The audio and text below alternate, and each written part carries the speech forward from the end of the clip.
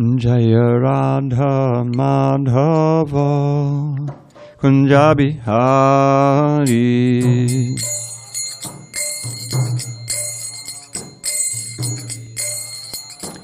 Jaya Radha Madhava Kunja Bihari.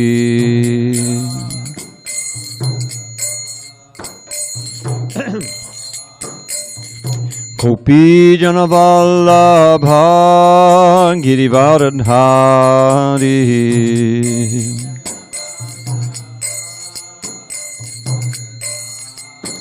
Jai Gopi Jana Vallabha Girivardhari.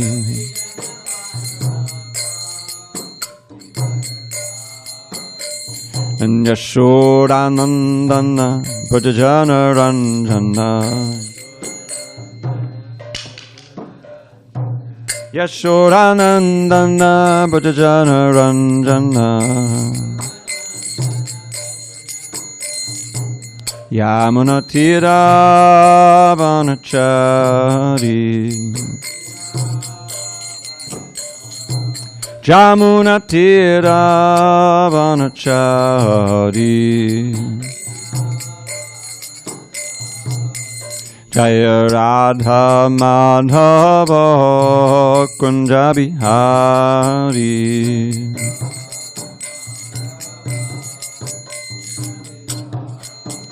Jaya Radha Madhava Kunja Bihari.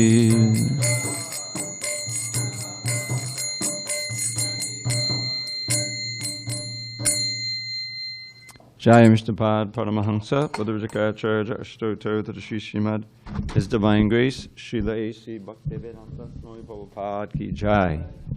ISKCON BBT Founder Acharya Srila Prabhupada Ki Jai. Jai Om Mishnapad Paramahansa Padavajaka Ashtoto to the Sri Srimad His Divine Grace Srila Bhakti Siddhanta Saraswati Thakur Ki Jai. Ananta Koti Vaishnavin Ki Jai. Namacharya Srila Haridas Thakur Ki Jai. Grantaraj Srimad Bhagavatam Ki Jai. Samaveda Bhaktivinoda Ki Jai. All glories to the assembled devotees. All glories to the assembled devotees. All glories to the assembled devotees. All glory to Shri Guru and Gauranga.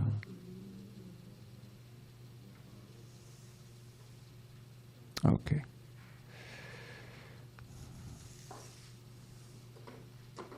Narayanam namaskritya Narang chaiva narottamam Devim saraswatim vyasam Tato jayamudirihet.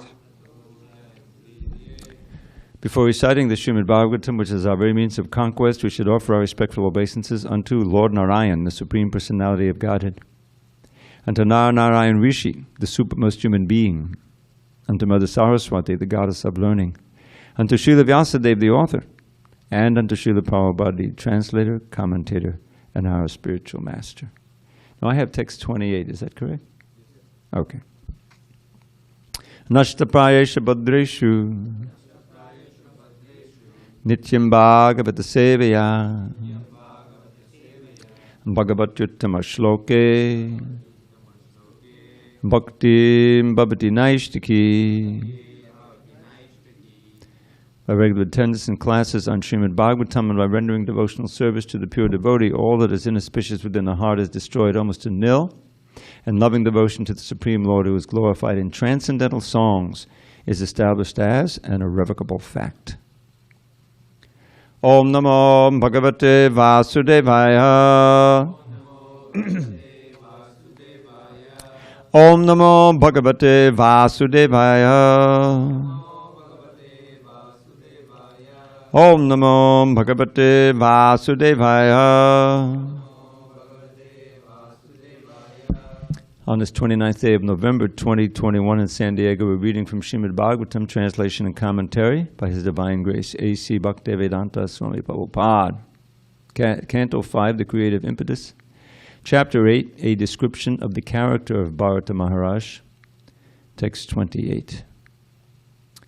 tatrapi hava atmano mrigat prakaranam bhagavad aradhana samihanubhave nanusmitya brisham anutapyamana aha tatra api. In that birth, hava indeed, atmanaha of himself, mrigat prakaranam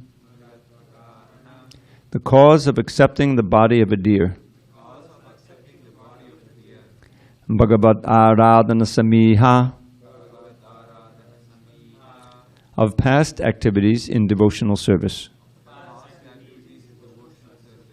anubhavena by consequence, anusmritya remembering, vrisham always, anutapyamana repenting, aha said. Translation. Although in the body of a deer, Bharata Maharaj, due to his rigid devotional service in his past life, could understand the cause of his birth in that body. Considering his past and present life, he constantly repented his activities, speaking in the following way. Purport. This is a special concession for a devotee. Even if he attains a body that is non-human, by the grace of the Supreme Personality of Godhead, he advances further in devotional service, whether by remembering his past life or by natural causes. It is not easy for a common man to remember the activities of his past life, but Bharata Maharaj could remember his past activities due to his great sacrifices and engagement in devotional service. Okay, time out.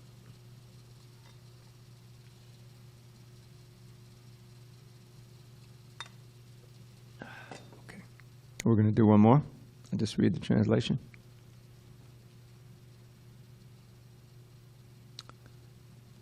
Text 30. Translation. Was it text 30? 29. Sorry. Text 29, translation. In the body of a deer, Bharata Maharaj began to lament. What misfortune! I have fallen from the path of the self-realized. I gave up my real sons, wife, and home to advance in spiritual life, and I took shelter in a solitary holy place in the forest. I became self-controlled and self-realized, and I engaged constantly in devotional service, hearing, thinking, chanting, worshipping, and remembering the Supreme Personality of Godhead, Vasudeva. I was successful in my attempt, so much so that my mind was always absorbed in devotional service. However, due to my personal foolishness, my mind again became attached, this time to a deer. Sorry. Now I have obtained the body of a deer and have fallen far from my devotional practices. Purport. Due to his stringent execution of devotional service, Maharaj Bharata could remember the activities of his past life and how he was raised to the spiritual platform. Due to his foolishness, he became attached to an insignificant deer and thus fell down and had to accept the body of a deer. This is significant for every devotee. If we misuse our position and think that we are fully engaged in devotional service and can do whatever we like, we have to suffer like Bharata Maharaj and be condemned to accept the type of body that impairs our devotional service. Only the human form is able to execute devotional service. But if we voluntarily give this up for sense gratification, we certainly have to be punished. This punishment is not exactly like that endured by an ordinary materialistic person. By the grace of the Supreme Lord, a devotee is punished in such a way that his eagerness to attain the lotus feet of Lord Vasudeva is increased. By his intense desire, he returns home in the next lifetime. Devotional service is very completely described here. Tad anushavana manana sankirtana radhana anusmarana abhiyogena. By constant hearing and chanting of the glories of the Lord, the constant hearing and chanting of the glories of the Lord is recommended in the Bhagavad Gita. Satatam kirtayanto mam yatantascha dvidhavrataha. Those who have taken to Krishna consciousness should be very careful that not a single moment is wasted and that not a single moment is spent without chanting and remembering the Supreme Personality of Godhead and His activities.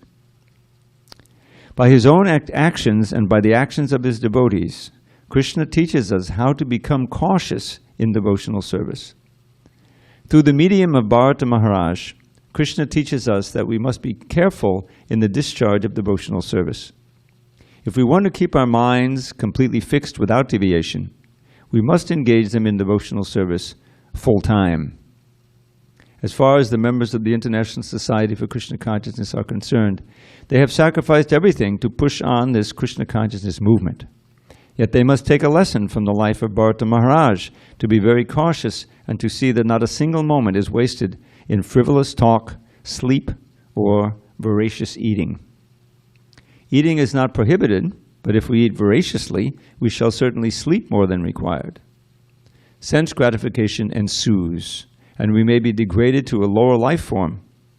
In that way, our spiritual progress may be checked, at least for the time being. The best course is to take the advice of Srila Rupa Goswami, avyarta kalatvam, which means not wasting time. We should see that every moment of our lives is utilized for the rendering of devotional service and nothing else. This is the secure position for one wanting to return home back to Godhead. Om jnana timarandasya jnanandana shalakaya chakshu unmilatam mena tasmai shri gurave namaha. I was born in the darkest of ignorance, but my spiritual master Srila Prabhupada opened my eyes with the torchlight of knowledge. I offer my humble obeisances unto him and all members of Sri Parampara.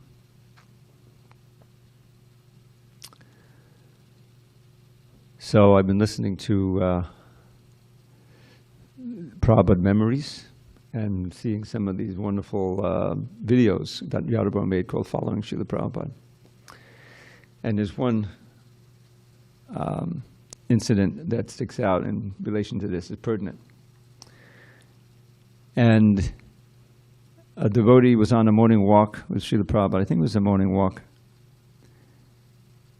Or maybe he came up to his car window and, to ask a question before Prabhupada went back to the temple or something. There was kind of an urgency to it. And he wanted to ask a question, and he asked a question we could also, any of us could ask. How does one advance in Krishna consciousness? Now that could be a very long answer. You could give the 9 processes of devotional service.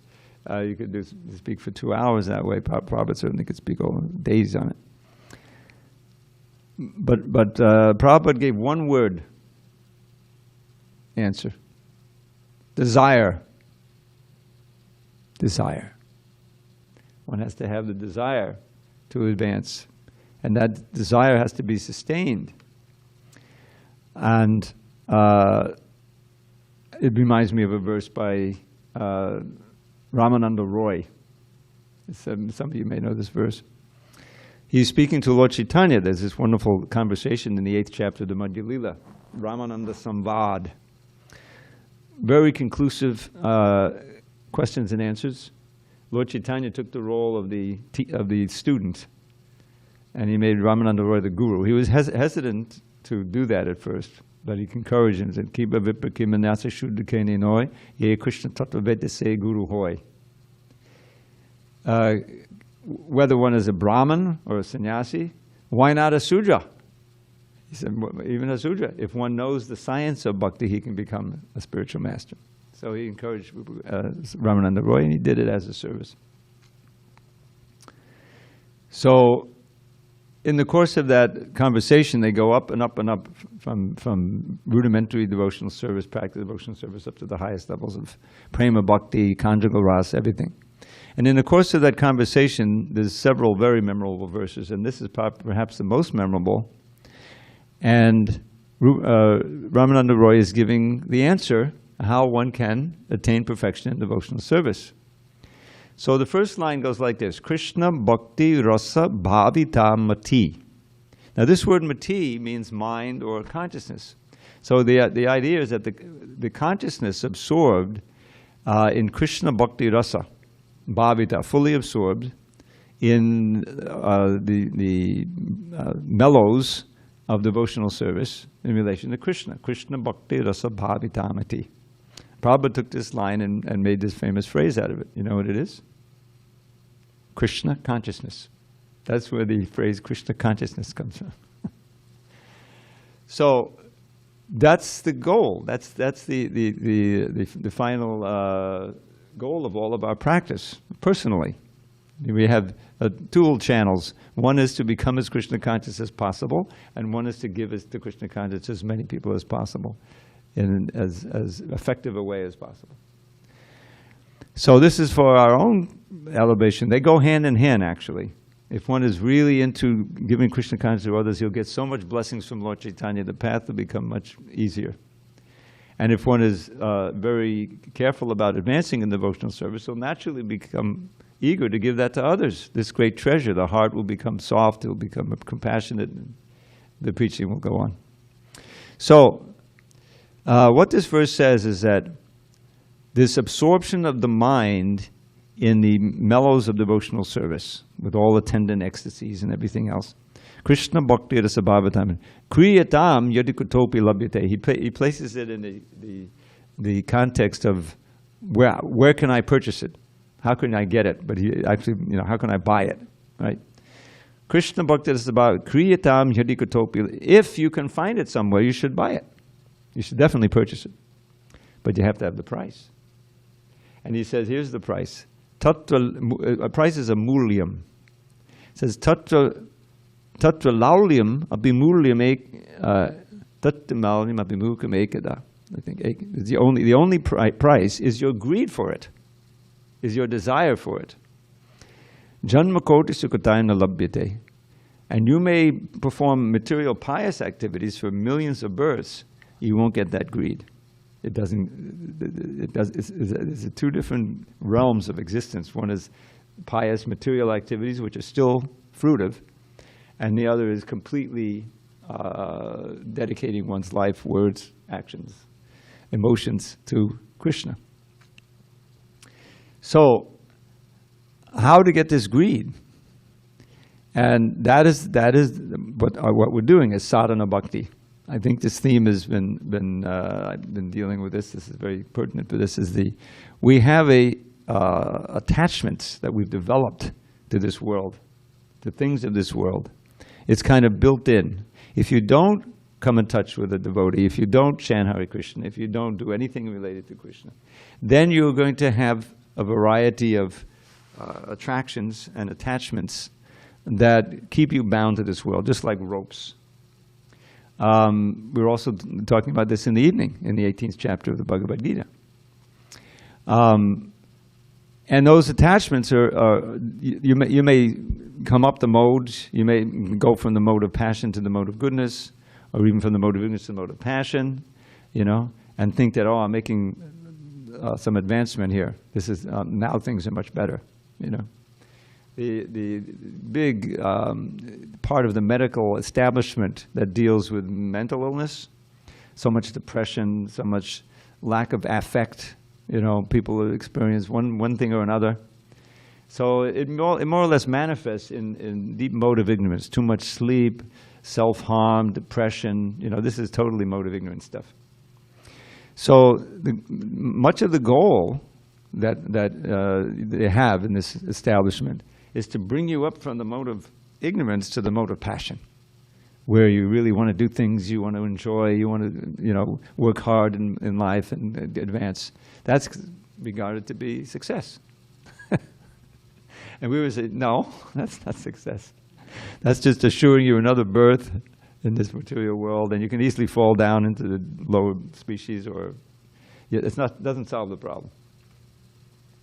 So Krishna consciousness, just like the process of, that Maharaj Bharata engaged in, he had to detach himself from his family and from the kingdom. Because even though I'm sure he was a devotee in the kingdom, still there were so many attachments there, his mind was absorbed in these things, and he felt he had to give it up, take sannyas, more or less. And that is exalted in the Bhagavatam. There's a famous verse about it, which slips my mind now. Surat Raja Vadispasa, Jaho Yabav Himalabad, Uttama Shloka Lalasa. This word Lalasa is the same root as Lauliam. He was so eager for Uttama Shlokas. The name for Krishna means he who was glorified in the most beautiful songs and slokas. He was so eager that even in his youth, that's the way the verse goes, Yuva, he gave up these things which are very difficult, Vadispasha, which is so much impacted in the heart. Young wife, his children, the kingdom, all these things. And he went off to Pulaha, as we read, Pulaha Ashram, and he practiced a severe meditative devotion. This meant to be in the Satya Yuga, And it worked, He wasn't practicing some impersonal yoga. He was meditating on Krishna, and he became very advanced. And he really was detached from those things which he had been attached to. He wasn't hankering to go back to his wife or anything like that. But he wasn't vigilant enough. And Prabhupada, this is really kind of the summary of the lesson of this pastime. And that is, we have this human form of life. If you're fortunate enough to understand the significance and the meaning of it, you come in touch with devotees, with Prabhupada's books, then there's the choice before you. Am I going to take this seriously? And if so, how seriously? There's many people, they practice devotional service, but they can't feel they can practice 100%. They're too much involved. Prabhupada describes himself that way. In one sense, we understand he's Nityasiddha, but for teaching us, he describes, I was horrified when my spiritual master came in a dream several times to me, asked me to take sannyas, and preach, He said, how can I do? I have my family, I have this and that, But circumstances, Krishna created a circumstance that he became detached because the household life was too much, obviously, of an impediment, the pastime where his wife sold the Bhagavatam for the PT biscuits. That was like the last straw, as we say. It says either tea or me, and she thought he was joking. Said, "I'll take tea," and she never saw him again. But that was just leaving. That was just leaving the family physically. He was still vanaprastha, But the actual idea of taking sannyas and renouncing for good forever, So Krishna arranged it so that Prabhupada did that, and he was free to do what he did, which is miraculously start this movement and build it up in a mere 12 years to what it was when he left, and it's been going ever since. But he's left us these wonderful instructions. So only in the human form is one able to execute devotional service. So that's the first thing, is to understand the great value we have. And what do we have to work with? Time. Every second counts. I know devotees who came to the movement in their 40s or even 50s, and they were lamenting how much time they wasted. If they'd only known, if they'd only, or maybe they met devotees when they were younger, but they didn't take it seriously. This happens a lot, So whenever it is that you understand the importance of it, then the question is, how are you going to direct your senses, mind, and intelligence and use it in the time we have to progress as quickly as possible, to maximize one's devotional service and one's advancement in going back to Godhead. So we see that this is a long-term project. And what this episode teaches us is that there's no point along the process where you can slack off and you can start cutting back or being non-vigilant about what your mind and senses are doing. I've been in this movement so long, and I saw so many devotees. You see these. I'm looking at these memories. Or the following Srila Prabhupada videos. And there are devotees who are like legendary, who were big parts of this movement. And when Prabhupada was with us, and ecstatic, preaching, kirtan, thousands, distributing books, or doing everything. And somehow they got themselves in a situation where they couldn't stay strict. And I can imagine how painful that was. And many of them did not, just leave everything. I mean, they were still devotees of a sort. They still loved Prabhupada. When Prabhupada came to town, they would often visit him, But they lost the edge, and it's very difficult, especially sannyasi when it comes from that, because it's so shameful. It's hard for them to come back. But in any case, we've seen this enacted in real life many times. Not as dramatic as this, where you're at the point of Baba and you come down. But the whole point here is that recognizing, we have to remind ourselves each day. We see ourselves, this is a surrendered soul. This is surrender.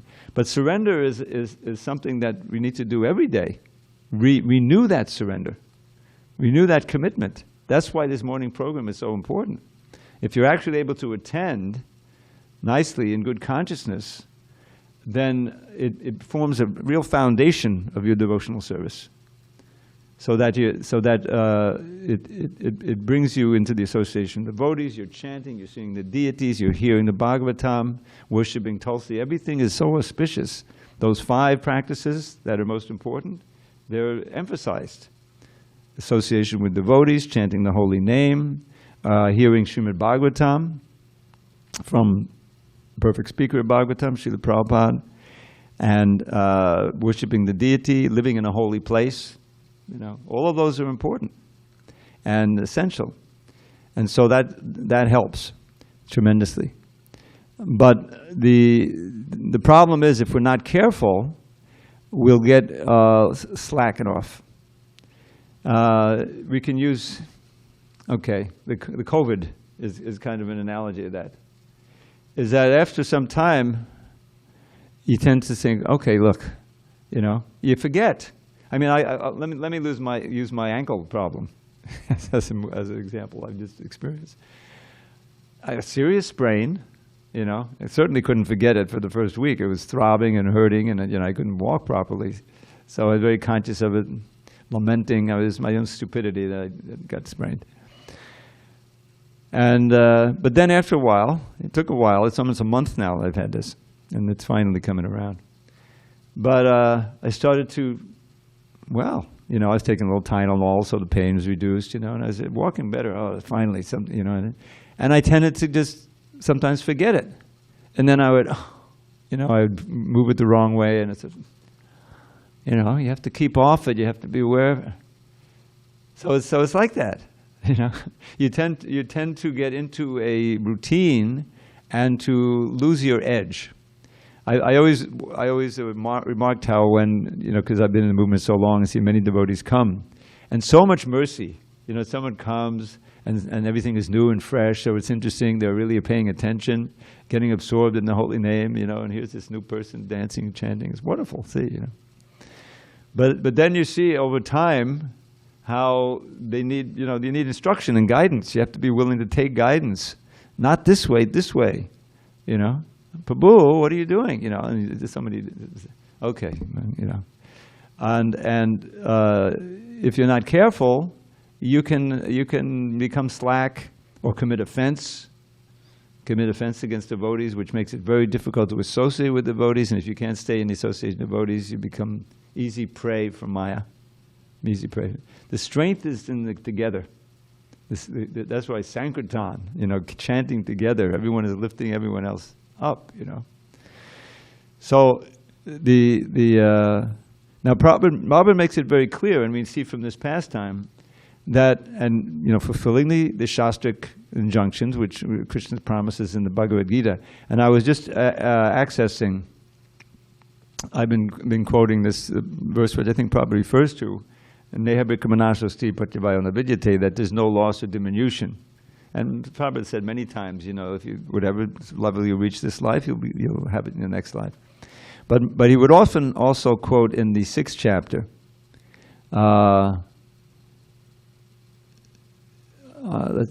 Srimata, my doubt. So Arjuna offers his doubt.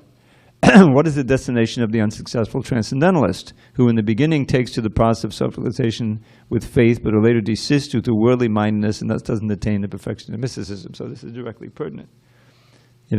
Without becoming completely free of material desires and absorbed in Krishna consciousness, one has to come back to become completely pure.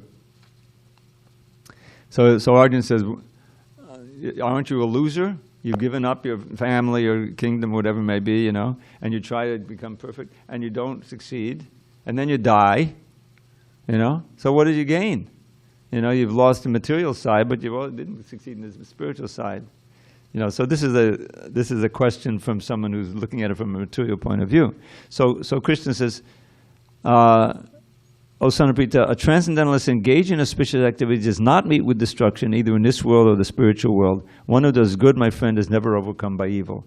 So this is basically saying, and we'll say it very distinctly, know that you're able to continue in your next life. And so the unsuccessful yogi, after many, many years of enjoyment on the planets of the pious living entities, is born into a family of righteous people or into a family of rich aristocracy.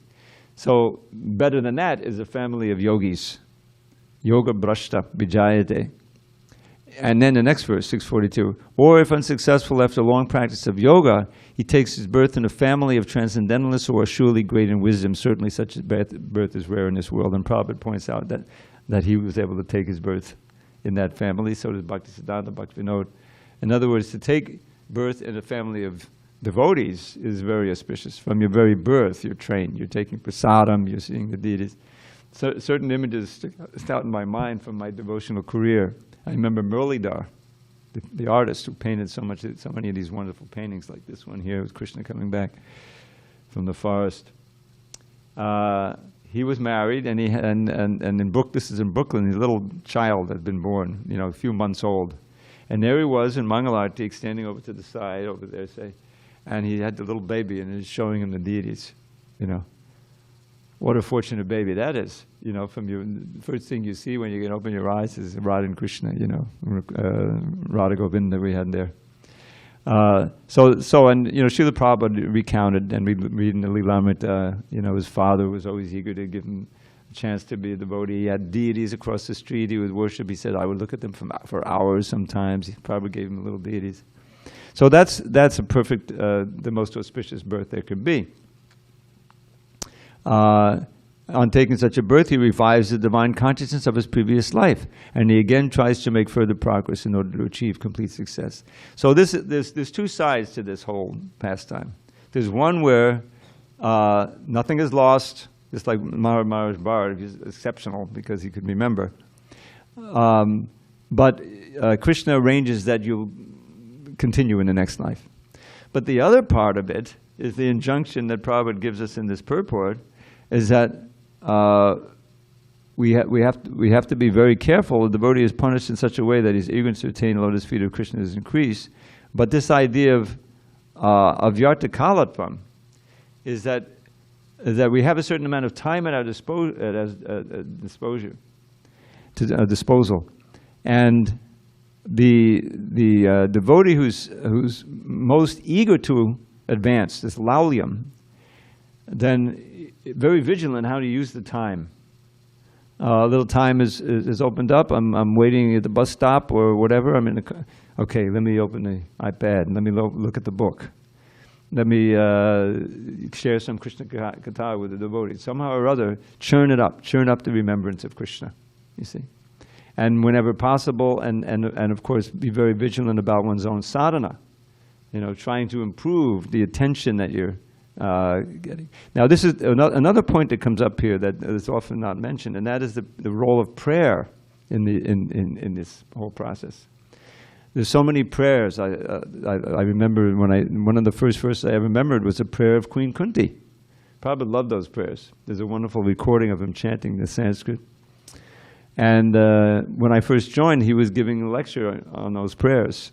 And I'll never forget those lectures. And then near the end of her prayers, she says, Traye me ananda vishaya mati madhupate sakrit vratamud bhatara dhagange baugamadhanvidi. He says, O Madhava, please ever fill my mind with thoughts of thee, not any other kind. As Ganges torrent flows into the sea, let all my love flow constantly to thee. So we can pray like that. We're at a certain stage in devotional service. We want to advance.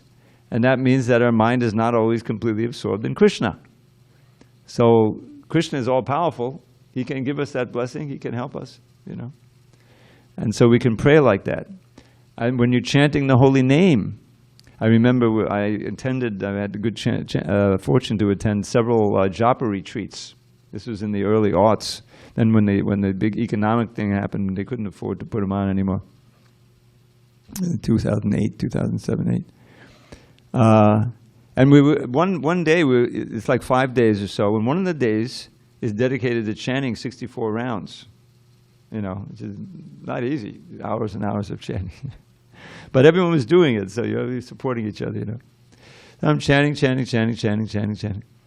And I was thinking that the chanting is a prayer. Prabhupada said, this Hare Krishna is a prayer. Please engage me in your service. O Radha, O Krishna, please engage me in your service.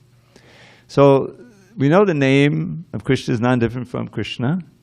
So Hare Krishna is Radha Krishna, right? So you can pray to them while you're chanting to the holy name, to have more concentration on the holy name, to get more relish from the holy name, to surrender to the holy name. All of these can be part of the prayer that you're offering. And in this way, it all depends on your sincerity and your concentration. But it became very ecstatic. There's a certain point, I remember hearing this, I think Revati Nandanan Swami, he was part of the crew of sannyasis Prabhupada created in the 70s, very prominent kirtani. I think it was Vishnu Jan's cousin. And he described them, I remember this quote, because he was, there's a lot of long kirtans, with Ratha Yatras and things they would play on the street, hours and hours, daily. And he said, after an hour or so of chanting, the mind surrenders. In other words, the mind is fighting the holy name, but it's easier to concentrate. That was his experience. So these are all the mental culture of Krishna consciousness, because ultimately it's all the mind. We see that Bharata was so advanced, but he allowed his mind to become attached to this little fawn. And it became obsessive. We saw the description. It was amazing. And clearly, apparently what happened, the deer wandered away for a while, and then at the time of death, the deer came back. As he's looking at that deer, the deer is anxiously watching him depart. So obviously he's going to be absorbed in that deer. It's so much affection. So we want to as what is that? There's that poem that Bhaktivinoda Thakur wrote. Work with times that are with thee.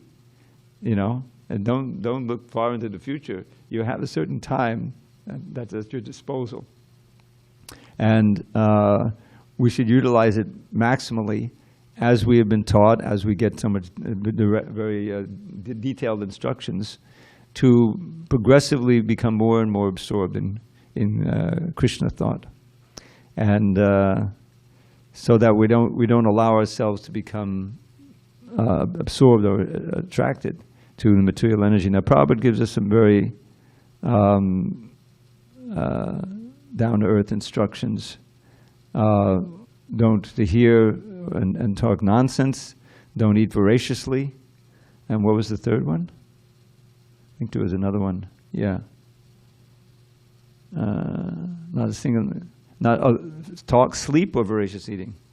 Sleeping too much. Of course, they go together. If you eat too much, you can probably sleep too much, or you'll get up, but you'll be half asleep. You won't be able to concentrate on your rounds. It's all, the nighttime, the mind, you tend to get to bed too late. But you got to get up for Mangalarti. You get up for Mangalarti, but you just had 3.5 hours. It's very difficult to concentrate with 3.5 hours. So all of that is, and we have great examples like, Vijay Prabhu Maharaj gets up so early, always, and focused. And Krishna reciprocates. The more that you're able to focus and become empowered and enlivened in devotional service, then when you meet somebody to talk about Krishna, you go on books, whatever it is, or go out in chanting. It's so important to be fired up when you chant, so people are taken aback, rather than just going through the motions. Everything is mediated or is, if you're Krishna conscious and enlivened to Krishna conscious, everything you do will be informed by that. So whether it's a chanting or you're cleaning or you're reading, you're getting more out of it. You're putting more into it. You're getting more out of it. It just works that way. And we can see Srila Prabhupada was always focused, whatever he did, whether it's just, answering the phone or writing something, he was completely absorbed and doing it in the most Krishna conscious way. There's always the most Krishna conscious way. Even to see the deities, start from the feet, work your way up. Understand this is, Lakshmi Narayan, awe and reverence, the masters, But it doesn't mean we shouldn't be attracted, by the lotus face. We should be overwhelmed with the beauty of the Lord. And pray. The Bhagavatam is filled with so many beautiful shlokas. Another one that's not so famous from Queen Kunti, the last prayer. Shri Krishna Krishna Sakavrishya Shavabhanidru Rajanya Vangsa Dahanana Pavarga Virya Govinda Gojuta Sarati Haravatara Yogeshwara Kilaguro Bhagavan Namaste. She starts out her prayers with Namaste Purusham Tvajam. She ends her prayers with Namaste. She begins with Namaste, ends with Namaste. Bow down to you. So this is a meditation on Krishna. This is one of these summary verses of who Krishna is. So it's a wonderful way to remember Krishna, glorify him in front of the deities, share with your friends, read it out loud. Shri Krishna, Krishna Saka. Right away it's a play on words. Oh, Shri Krishna and the friend of Krishna. What does that mean? Arjuna is also known as Krishna. Shri Krishna, Krishna Saka. Vrish and Vrishnabi. It's like, this is one of the little tongue twister. The best of the Vrishnis. Vrishabha. Vrishni, Vrishabha. Avani Drug, Rajanya Vangsa. The Hanana Bhavargabirya. You're so powerful in burning to ashes all of the demons and, what he's done. This is now near the end. He's going back to Dwarka. The battle is over. And you just read the Krishna book. You read the latter part of the Krishna book. Oh, so many thousands of soldiers of Jarasan he killed 17 times, So that was his mission. Vinashaya cha dushkatam. Right? Eradicate them. Nobody's killed. Nobody dies. They're all benefited from being killed by Krishna. But they're removed from the earth so that the devotees can be, live more peacefully. The apavarga virya, your power is never defeated, never decreased. Dahanana pavarga. And Govinda, Godvija, Govinda, your Godvija, Sura, Arti, Haravatar. You're the avatar, the incarnation who removes all the distress from the cows, from the Brahmins, from the devotees and demigods. Govinda Godvija Surati Haravatar. Yogeshwara Kilaguru. You are the Yogeshwara, the master of all yoga. The guru of all, Akila Guru. Bhagavan, the Supreme Personality of Godhead, Namaste. Now that's a wonderful meditation. It doesn't take long to memorize it. I can help you. Or read it out loud, We've been given all of these treasures to help fix the mind on Krishna, to help evoke the mood and the proper attitude toward the Lord, So this is where our real shelter is. And we see, like wonderful devotees like Vijay, Balaram. Balaram's always reading, quoting this, quoting that. We saw with Rajendranandana, he would come with so many books. He's obviously absorbed, This is where our mind gets strength. The intelligence is purified, and the mind becomes a proper agent in directing the senses to serve Krishna. Otherwise, as Krishna says in this very chapter 6, Udadet atmanatmanam natmanam avasariyet atmanavayatmano bandhu atmaiva riparatmanaha. One should elevate oneself by the mind, not degrade oneself. The mind is the best friend of the yogi and also his worst enemy. The mind absorbed, and the deer took Bharata to the deer. And then, because of his advancement, he could remember everything. So you can imagine him saying, never again. I'm not going to associate with the deer. I'm going to find the ashram. I'll just hang out there and hear Krishna Katha, till he took next birth, and then Jada Bharat. And one thing I wanted to mention, I don't think it became clear, that, you know, Krishna does so many things. He's so expert with one activity. So here he's teaching us the lesson of the importance of being very vigilant what the mind is getting attracted to, you know. But also, what comes out of this, I mean, Bharata could have gone back to Godhead, but he was come back, and then Jadabard, and then there's all of these incredible instructions, as we'll read, to King Rahugana. When he finally starts speaking, you know, he's speaking pure Krishna Katha, you know, Shabda Brahma. And this Rahugana was pious king, you know. He said, oh, this is a great saint. He got off his palanquin, off his obeisance, his dandabats, and took wonderful instruction. So that wouldn't have happened, just like the Bhagavatam wouldn't have been spoken, and that's Maharaj Parikshit broke character, and by Krishna was, you know, inspired to disrespect this Brahman, Shamika Rishi.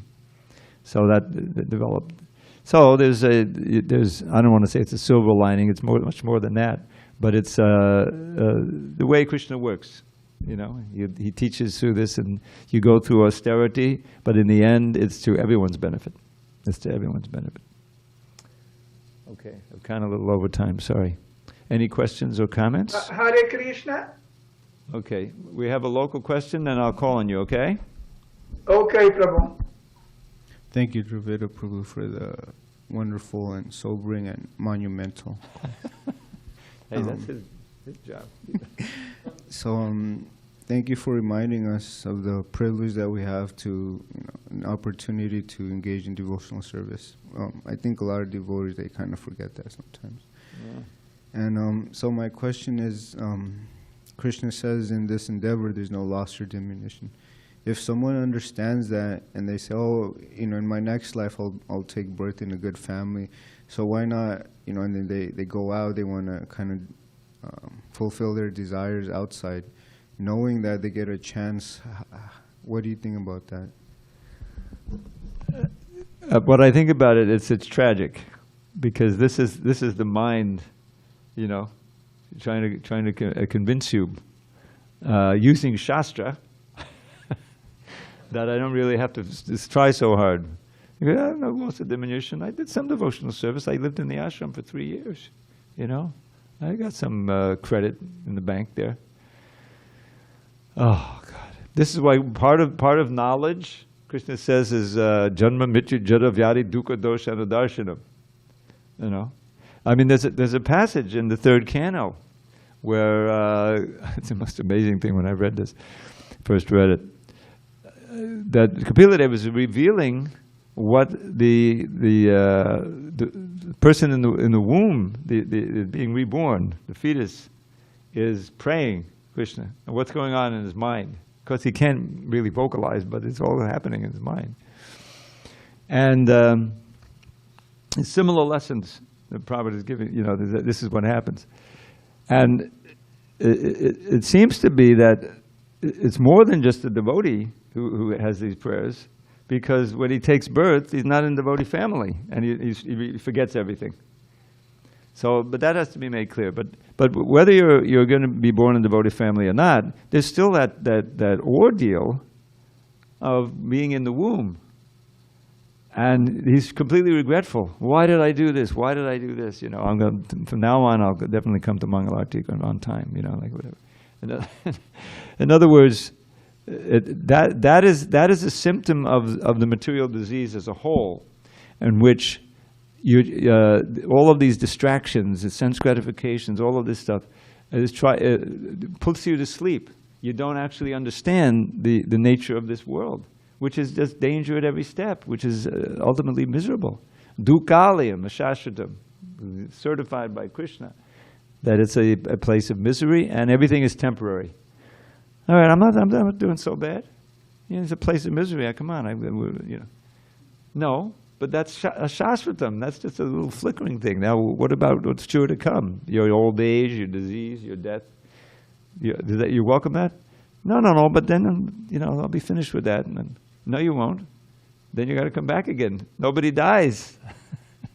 You know what I mean? In other words, that part of the Shastra, and there's plenty of that in the Bhagavatam, when this instruction to Rahugana is filled with it, the forest of enjoyment, you know. You don't want to be there. And if that doesn't convince you, wait till the end of the canto, where it describes the hells, you know.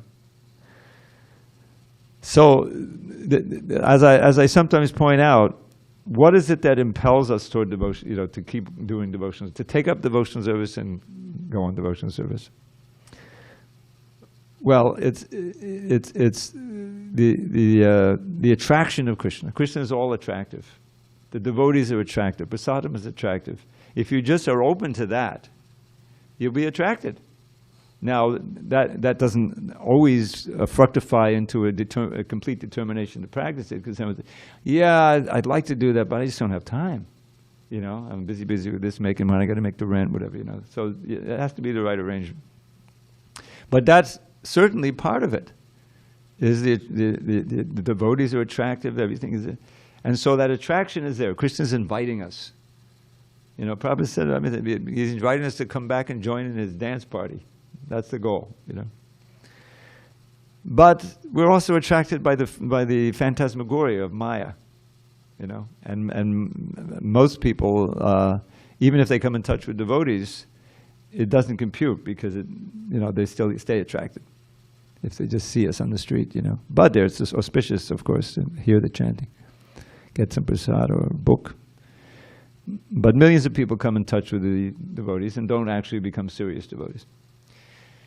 So, therefore, there's all of these warnings. There's all of this.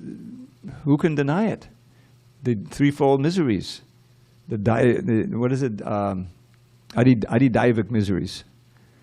Just for argument's sake, you can put all of this climate change into the adidaivic, because it manifests that way. Even ultimately, it's the human beings causing it, right? So that's adibautic. But let's just say adidaivic. So what's the lesson of that? Who can try to forget that? You know, you can deny it. You can say, and millions of people, how can anyone deny it at this point after all these fires and these storms, and you know, it's obviously heating up. But that is a way, that's a symptom of the conditioned soul, to deny the reality of it. Prabhupada gives the example of the rabbit sticking his head in the ground. You know, the danger is coming, he can't get away. All right, at least I got 10 seconds. Let me enjoy. You can forget. And boom, crash, you know, that's the end of it. So we're going through that all the time. So that is a very important aspect of studying the Shastra. Of not skipping over, you know, because everyone knows I like the nectar shlokas, you know. But you have to read the Bhagavatam from the beginning and take the warnings of Krishna. Is that there's no happiness here. There's just the illusion of happiness that keeps you bewildered and tied to this plane. So you forget your real mission in life, and what you have to do in order to get out is to reform your whole consciousness.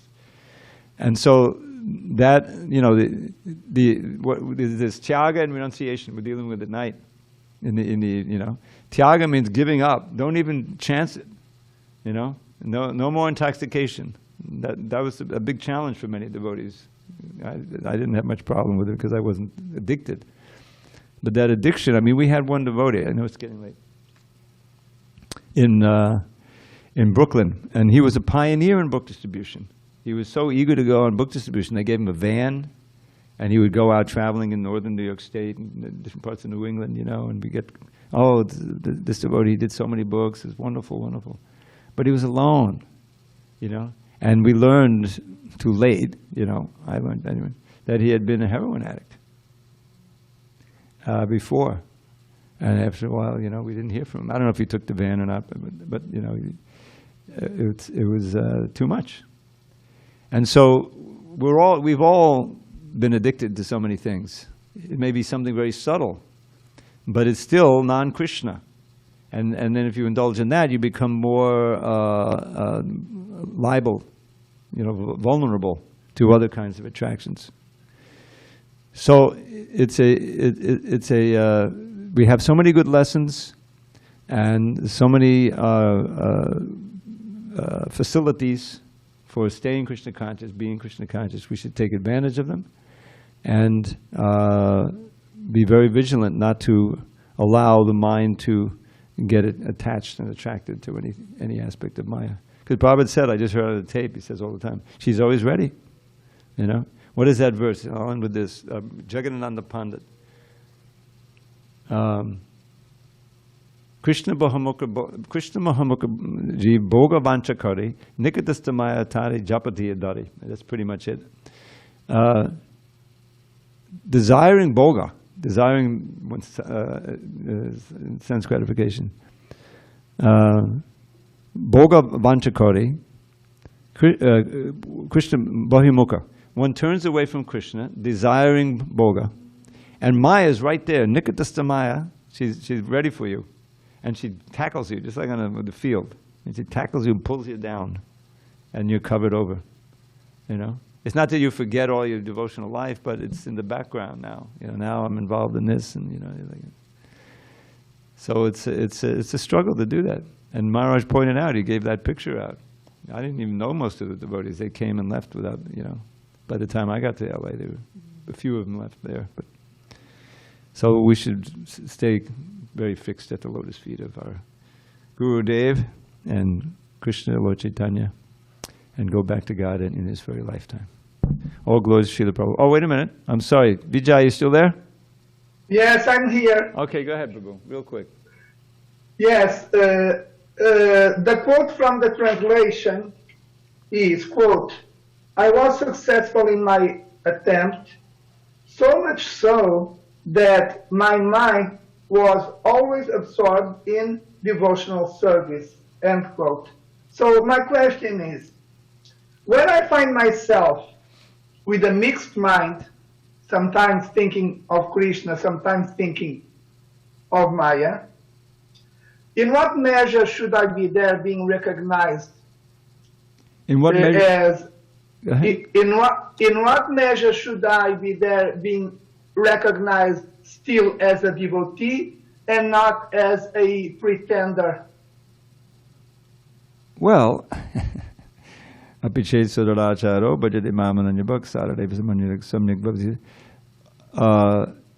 if one performs an abominable activity, or maybe not so abominable, maybe it's just thinking, but is bhajate mamananya bhak, is still overall absorbed in devotional service, committed to devotional service, so one should be considered a sadhu.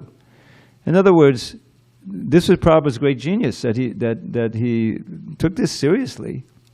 And the idea that anyone, kirata hunanda pulanda pukasha, that anyone in any state, by sincere service to a pure devotee, basically, can be purified and advance in devotional service, become a devotee.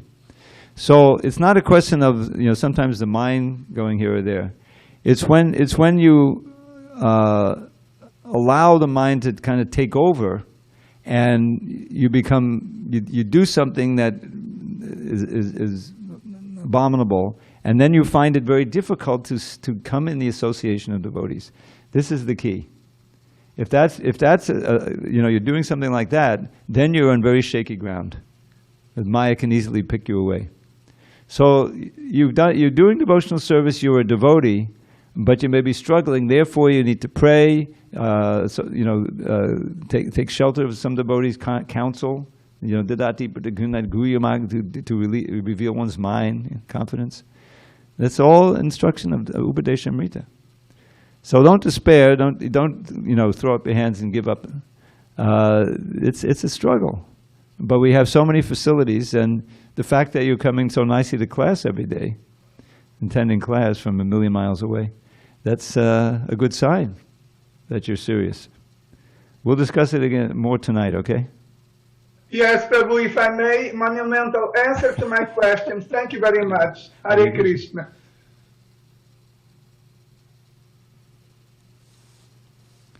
Hare Krishna. Monumental. Where's the monuments? Well, that's good. Hare Krishna.